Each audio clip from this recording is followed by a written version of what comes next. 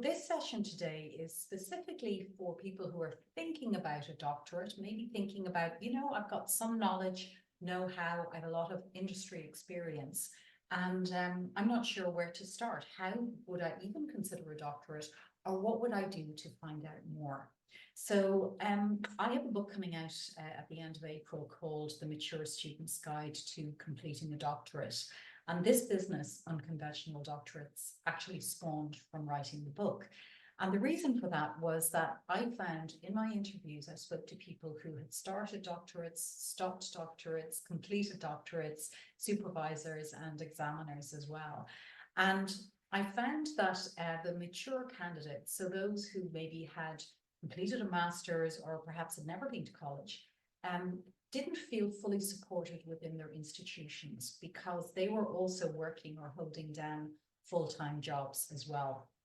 So I felt that there was a need for peer groups and support for this community, just to make you feel that you're not so isolated or alone as you move forward in your study. It is a commitment that you really have to really believe that it's something that you want to do, because if you complete a doctorate on a part-time basis, you'll see here it can take up to 7 years. Now, this can look a little bit overwhelming, so we're looking at little chunks of information here.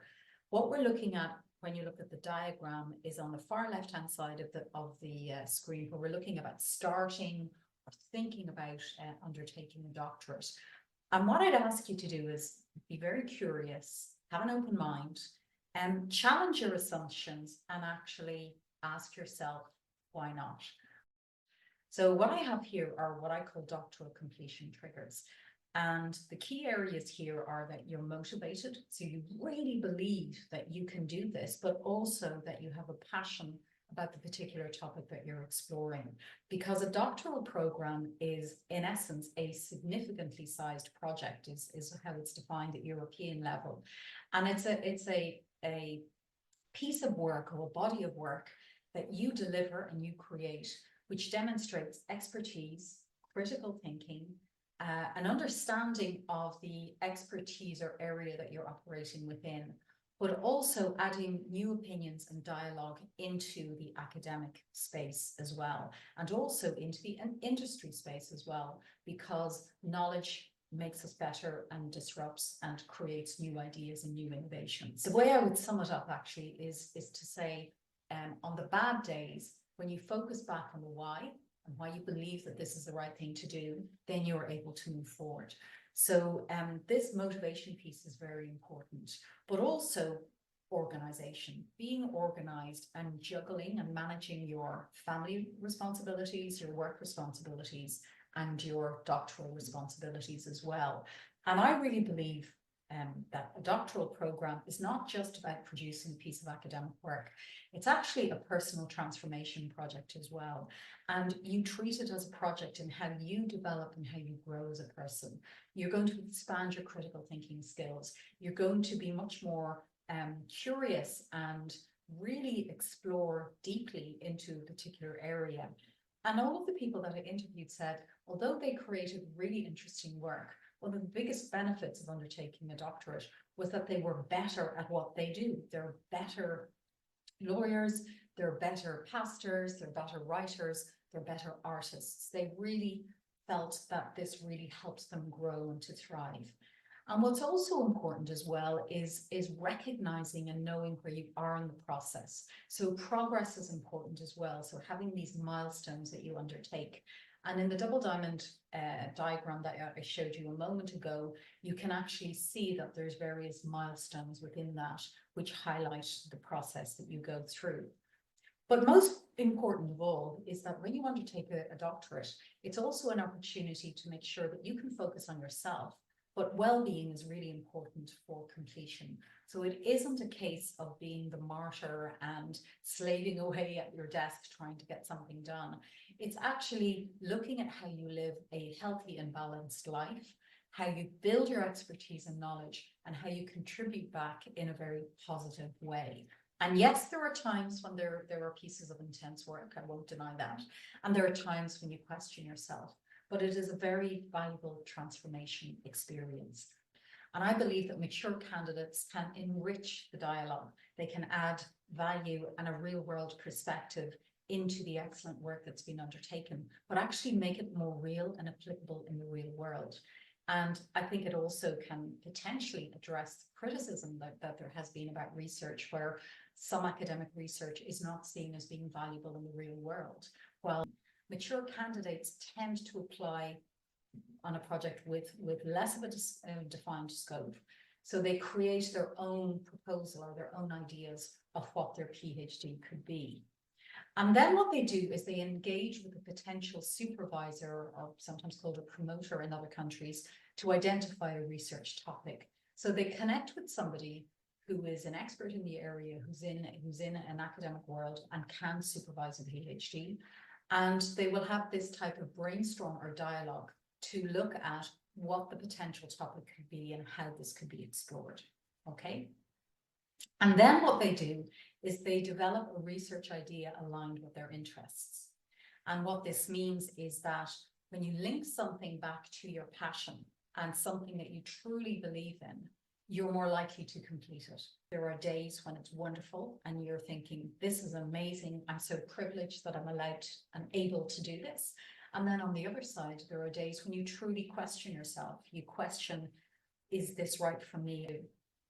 And when you define a research topic that you love and you're really passionate about, you come back to the why, and there's a little spark that comes back which encourages you to continue. And this is where developing a research idea aligned with interests is important. Researching and actually knowing what you're getting into is important. So is this the right institution for me? Is this the leader in the field that I want to work with? And also, is it practical? Can I get there? Can I do things remotely or in person? And looking at how this fits within your life, or how you adapt your life in order to achieve this goal. You know, somebody's running a marathon, they might get up an hour earlier in the morning and they'll go for their morning run before they start their work day, or they do with kids run to school and so on. And this is where it's important to look at this aspect about how it fits in within your life, but also looking at, you know, specialist areas where you can align and really feel that you can work well with the institution that you sign up for. One person that I interviewed, he completed his PhD. He looked at all of the work that he'd accumulated over about a 10-year period.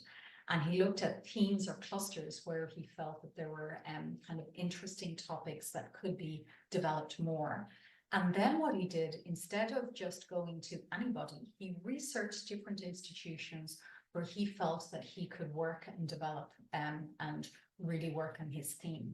So he had work that he had already conducted within his own role, and he looked at how this could be applied into an academic environment. And he completed his PhD within 2 years through this process. So there's more innovative processes that you can look at, but it's also thinking about, if I did undertake a PhD, what would I do? What would it give me, and what can I give back as well? And when you're starting and going, am I actually able for this? Talking to people who've gone through the process is really useful, but also start by reflecting on what interests you, okay? And also, if there's a particular area, let's say you're an engineer, and let's say you are interested in creating a, you know, maybe you're involved in inclusion and accessibility in engineering, and maybe, you know, you're looking at a mouse and you're thinking, actually, this, you know, I could create something new and more innovative within this realm. And you need to make sure that this is something new. So you need to examine what's happening in your area and identify gaps in the knowledge, which could be potential areas for study. Okay.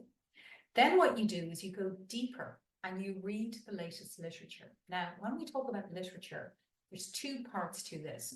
One part is kind of mainstream media or industry opinion. So that's more mainstream. And then academic literature looks at research and analysis and looks at the impact of that research. So there's two aspects. So you have the academic literature, and you also have the industry literature as well. And also what you do is you research the work of opinion formers. Maybe there are disruptors in the market, maybe they're leading scholars, or they're innovators in the sector. And you can actually see what their views are on things, what they're working on, and maybe identify sparks that really interest you.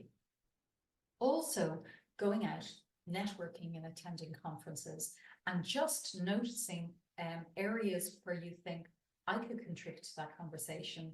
I could add value in that area. And it just gets you, I suppose, putting together almost like a mosaic of what your area of expertise to grow on could look like. And also what you can do is observe trends and then brainstorm potential topics. So as you can see, this isn't a 45-minute session. This is actually a process that you go through to explore what you're going to do for your doctorate, okay? And then when you go through that, you also need to see, is it worthy of a doctorate? So this is where talking to a supervisor, meeting kind of expertise or experts within that area, and brainstorming and co-creating what your idea could be is a very valuable next step, okay? And you'll see here, I'm saying take it one step at a time. The academic world and the way the doctoral process works, to me, has a very different pace and timing than you see in maybe a commercial environment. So it's very much around reflection. It's very much around your ideas, the quality of your research, and also what it is that you want to contribute to create new knowledge, this significant project that I told you about. So taking it one step at a time is important. So you might explore the potential of a doctoral topic now, for example, but it could be maybe September or October before you're actually ready to talk to a supervisor, to think about a particular institution where you might propose your idea to. And the one thing that I would say as well is that when you're developing your ideas, the potential supervisor also works with you to help you evolve it a little bit further. So what you start off with might manifest into something quite different that is still interesting and engaging, but fits within this academic requirement, because it is the highest level of qualification that you can secure. And it is one where you really need to do superb work. You really need to understand your area. You need to understand and know the opinions of peers within that area as well. And you need to be very critical. You need to be a critical thinker and analyze and question and challenge assumptions. And it's a very empowering way to grow your capabilities as you grow forward as well. So the where do I start really starts with you, about things that you love. So one asked as well is how much time is required to complete a doctorate. And some people will get blocks of time off from work. It might even be integrated into their own work and responsibilities as well. And they may have access to other resources as well. So that could be maybe somebody to help proofread a document, or to mentor or coach them as well. So it's very personal as to what is the appropriate way to go. But I would say in the beginning, maybe 15 hours a week, full-time, maybe towards the last year. And that's because you're usually fine-tuning your piece of work. You're analyzing the research results or your findings, and you're looking to put it into a coherent piece of work. So that could be, some PhDs, you have to publish a number of articles in academic journals. Others, you submit a thesis which gets reviewed and defended as well. And then there are other types as well where you have to demonstrate your prior work, and you then have to write an opinion, and that gets reviewed or defended. And at the very end, you defend your work, because if you're going to be sitting at the table as an expert in a particular area, you need to know what you're talking about. You need to believe in what you're doing. And this is not about arrogance. This is about deep knowledge, knowing and analyzing and being able to offer a valued opinion, okay? And this is where the Bible comes in for you to defend your work, and also to really engage with other experts in your area who you can talk to, and you can really have a conversation with about your work and your knowledge and your know-how, and also how you're going to bring it out into a wider world. And this is, for me, the biggest learning from on a personal level was as a mature student trying to navigate the process when I was only dipping in and out of the system as needed. And this is where the book, The Mature Student's Guide to Completing a Doctorate, emerged from. It's being published by Routledge in April. And then unconventional doctorates emerged from that, because mature students were saying that, you know, we can feel very vulnerable and very isolated when we're working on our PhDs, but we don't necessarily want to show that vulnerability. This is why unconventional doctorates has been set up. It's a peer support, but it also offers other services to help people move forward and progress. And you do the work, but we kind of help signpost you to move things along and to progress.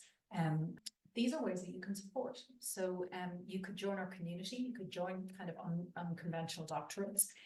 Basically, I have a database of people, I'm setting up peer groups. There's going to be kind of monthly deep dives into certain topics. And then, you know, we kind of have peer support as well.